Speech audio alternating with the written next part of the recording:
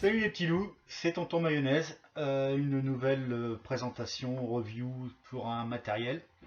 Un petit ato que j'ai vu dernièrement sur internet et qui m'a bien branché.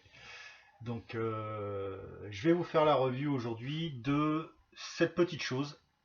Voilà, je ne sais pas si on va bien la voir, voilà, faut que j'arrive à trouver la caméra. Ok, donc qui est le Moonshot de chez Sigelai, un ato en 22 mm en acier 304 en inox, avec un remplissage par le haut, ce qui est quand même assez sympa. Ce qui va vous permettre bien entendu de tout faire dégueuler par les airflows et d'en avoir plein les doigts avant que vous ayez trouvé l'astuce pour le remplir. Mais ça, après, je vous laisse faire votre messe. Comment dire, un ato qui est capable du meilleur, mais je crois que c'est dans le meilleur qu'il est le pire, ou c'est dans le pire qu'il est le meilleur. Je vais vous expliquer ça après. Une grosse déception, mais par contre une grosse satisfaction. Donc très difficile d'avoir un avis tranché dessus, tout simplement parce que c'est quand même une sacrée bonne bestiole. Il y a différents points techniques qui me déplaisent fortement. Il y a quelques avertissements à donner aussi. L'atto est censé grimper jusqu'à 200 watts, donc quand je vous montrerai la bébête éclatée, vous comprendrez tout de suite les problèmes que vous allez pouvoir rencontrer avec. Mis à part ça, là je l'ai monté en inox en 0,40 avec des spires espacées. Je suis à 110 watts et franchement,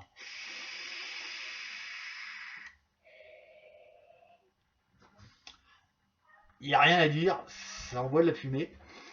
Les goûts sont là, les goûts sont vraiment très présents. Donc je suis sur un de mes petits jus malaisiens là, mes petits jus malaisiens perso, mangue abricot, etc. Mon Pattaya Sunrise, sur lequel je vape maintenant depuis quelques semaines, voire quelques mois.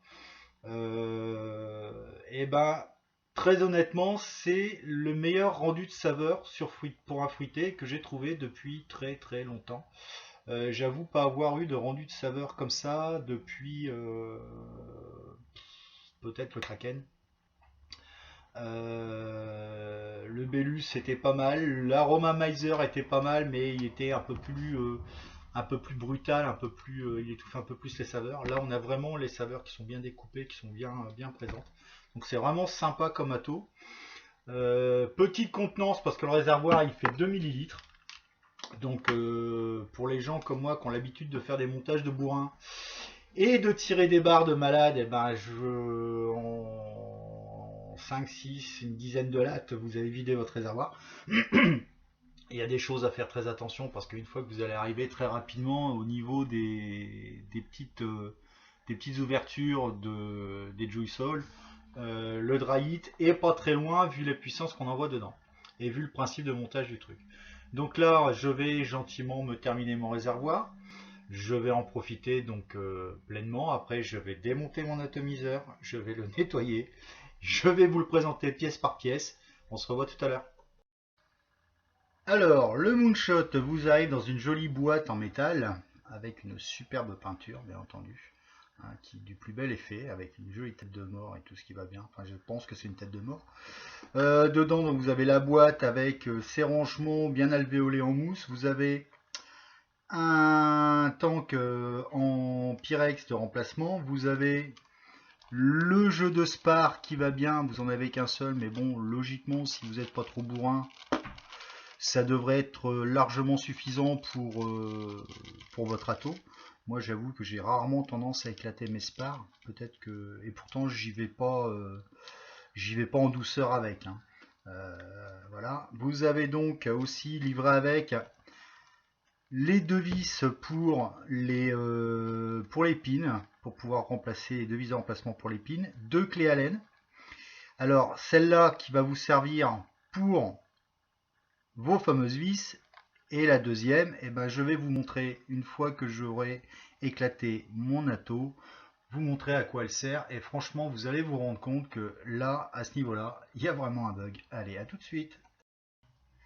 Voilà, l'ato est démonté, nettoyé, et je vais pouvoir vous présenter pièce par pièce celui-ci. Donc le top, avec un drip tip incorporé dedans, sur lequel, bonne idée quand même qu'ils ont eu, parce que comme sachant que la bébête elle monte à 200 watts, on peut venir mettre un drip tip 510 qui vient parfaitement flush dessus. Voilà, un petit drip tip en Delrin tranquille, que tout le monde a à traîner dans ses tiroirs. Donc ça c'est pas mal. Ce top cap, vous allez venir le visser sur la cheminée. Donc il y a un pas de vis qui est quand même vachement fin, donc ça peut être un peu chiant à mettre au début, c'est un coup de main je pense. Voilà, c'est super fin, mais par contre, voilà, une fois que c'est mis en place, tout va bien. Voilà, c'est super, c'est flush, il n'y a rien à dire, c'est propre.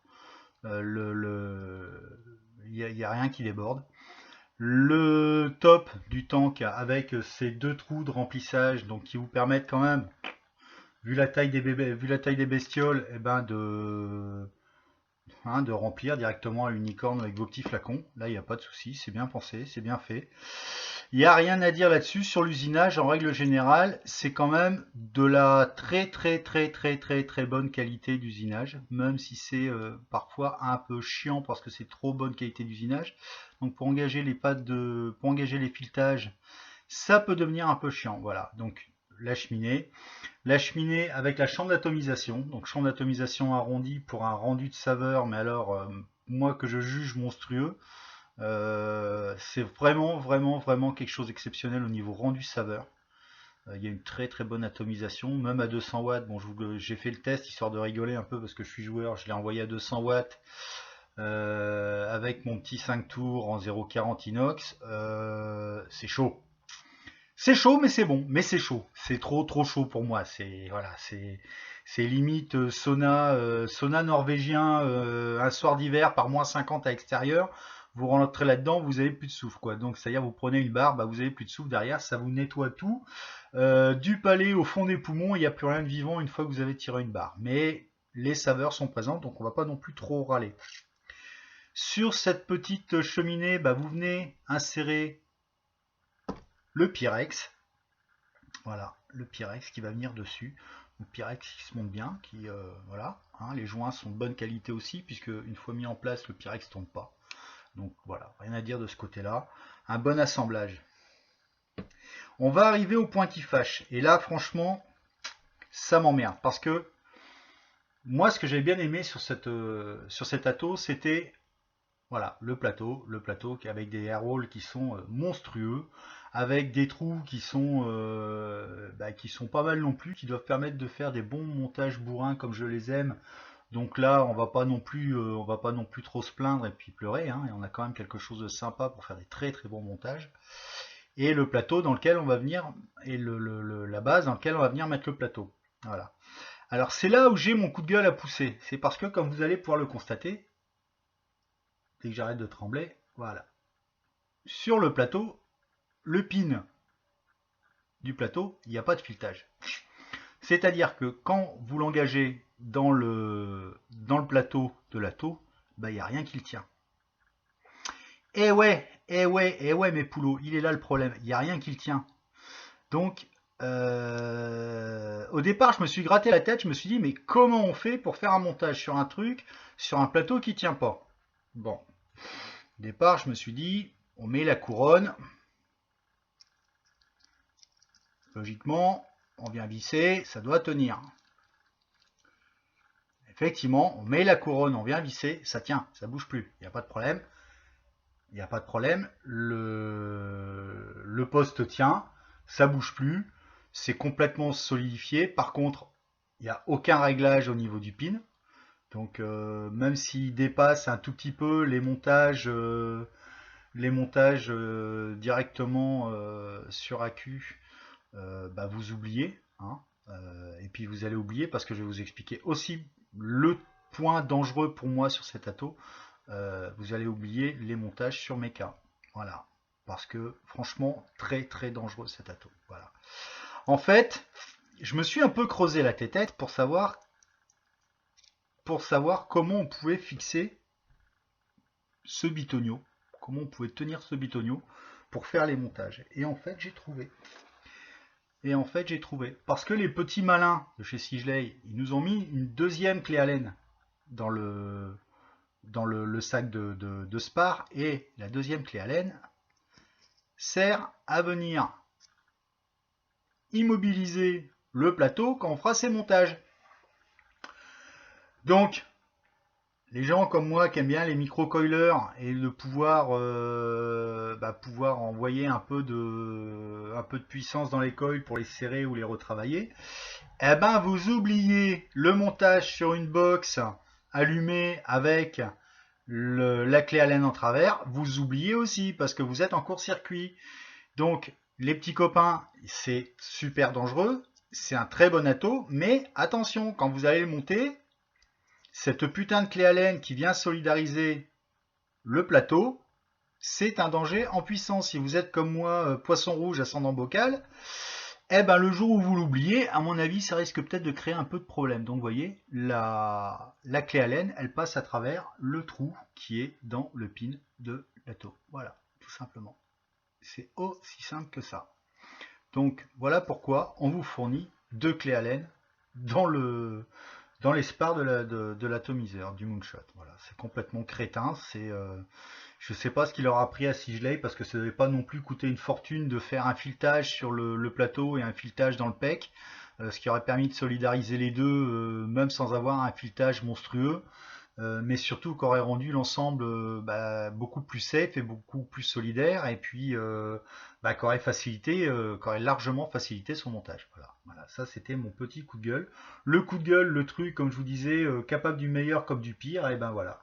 Le pire, vous l'avez là sur le Sigley, le Moonshot, donc la clé Allen qui sert à solidariser le plateau sur la base 510. Voilà, c'est très con.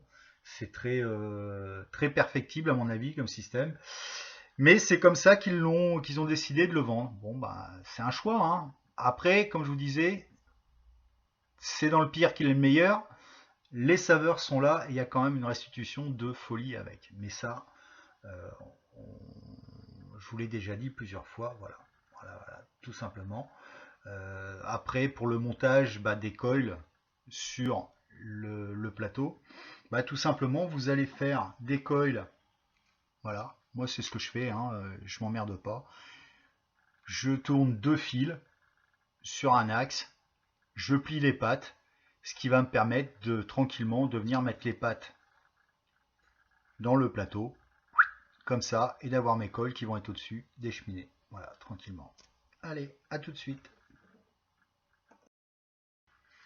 Voilà, le montage des coils et des cotons sur le Moonshot est fini. Donc deux petits coils espacés en 0,40 en inox, tranquillement. Voilà, on vient mettre les petits cotons dans la rigole. C'est un point important, ça vous évitera certainement d'avoir des fuites au remplissage. Voilà. Une petite chose aussi que j'ai oublié de vous dire, à l'intérieur de la bague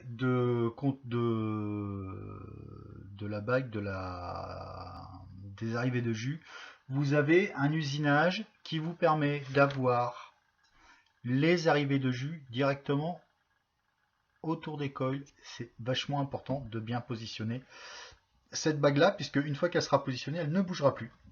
Ça c'est plutôt un bon point. Plus de problème d'écoulement ou d'arrivée de jus aléatoire parce que la bague est mal placée ou parce qu'elle a tourné un peu. C'était les choses qu'on a pu avoir sur des atos que moi je considère comme très bien parce que j'ai un peu résolu leurs problèmes, que sont l'Aromamizer par exemple. Ne pas oublier, alors là je vais faire une petite bidouille à la mode RBA V2 du Subtank. Je vais venir bien plaquer mes cotons contre les arrivées de jus, histoire d'éviter que ça dégueule partout quand ça sera monté. Cette petite pièce, vous venez gentiment la poser dans votre base, vu que après vous venez la visser, et là, normalement, une fois que c'est vissé, bien vissé, ça ne bouge plus et vous avez quand même quelque chose d'assez sympa. Donc moi, ce que j'ai un peu l'habitude de faire, maintenant vous faites votre messe, hein, vu que c'est des cotons propres, neufs, je viens remettre un peu de jus dessus, ça mange pas de pain, ça évite de se prendre un dry hit, et le temps de terminer le montage, ça va permettre à l'atto de s'imbiber. On vient remonter tranquillement le petit Pyrex dessus, et vous venez refermer le tout, voilà. toujours avec ces filetages qui sont super précis, super fins, donc un peu chiant à trouver le point exact d'accroche pour pouvoir visser la bestiole. Et après, on rouvre le top, on remplit de son jus. Alors, faut pas rêver, hein, c'est 2 mm de contenance, donc il n'y a pas des masses, on peut pas en mettre des masses dedans, mais c'est quand même vachement intéressant et ça vachement. Enfin, moi j'aime bien, franchement, hormis le problème avec ce foutu plateau qui est pas tenu, le reste, je trouve quand même que c'est un atomiseur qui est pas mal foutu du tout. Et surtout qui envoie vraiment méchamment, quoi. Il n'y a pas de souci là-dessus. Ah, ça, c'était une clé Allen accrochée dans le tulle. Voilà, petit remontage sur la box. Et on va conclure cette vidéo de présentation gentiment. Voilà, on remet la caméra qui va bien. J'adore me voir en vidéo. Ah, t'es beau mon gars, ouais. Franchement, c'est sympa. Voilà. Bon, bah voilà, c'était la présentation du petit Moonshot de chez Sigley. Ouvrir un peu les airflows. Franchement, c'est un très bon ato. Très bon ato. Hormis ce problème que je vous ai montré, qui est pour moi, j'ai pas compris. J'ai pas compris à quoi ils ont joué, j'ai pas compris pourquoi ils se sont libérés de 2 filetages. Moi j'aime bien faire mes montages sur mes box. En règle générale, ça m'arrive souvent de les éteindre, donc puis ça me permet de brûler mes coils pour pouvoir les resserrer si besoin. Là sur cet ato-là, vous oubliez, parce que vous avez vu le principe, il faut mettre une clé Allen. Si vous mettez une clé Allen, vous êtes en court-circuit. Si vous êtes en court-circuit, boum. Donc les avantages de cet ato qui grimpe à 200 watts, c'est que par exemple sur une Noisy Cricket, ça peut être très bien. Mais sur une Noisy Cricket, si vous faites le montage dessus et que vous oubliez que vous avez mis une clé Allen et que vous appuyez, vous faites FIR, à mon avis, je voudrais pas être à la place de la box ni des accus. Mais bon, ça, hein, je pense que vous êtes assez grand pour le savoir et que les gens qui vont acheter ce type d'ato-là sont quand même attirés par autre chose que le prix pour acheter ce type d'ato. C'est-à-dire que les débutants dans la vape, ça, attendez un peu avant de jouer avec. Faites-vous une expérience avec des atomiseurs qui soient un peu plus à votre portée, type Subtank ou Top Tank ou autre, quoi. Mais attendez un peu avant d'aller faire joujou avec celui-là, parce que c'est vrai qu'il est pas cher, mais c'est vrai qu'il peut aussi être très dangereux. Voilà.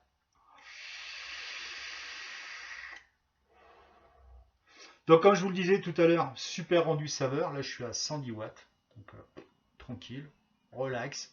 Détendu du gland, comme il disait dans le film. Hein, on est bien là, Tintin.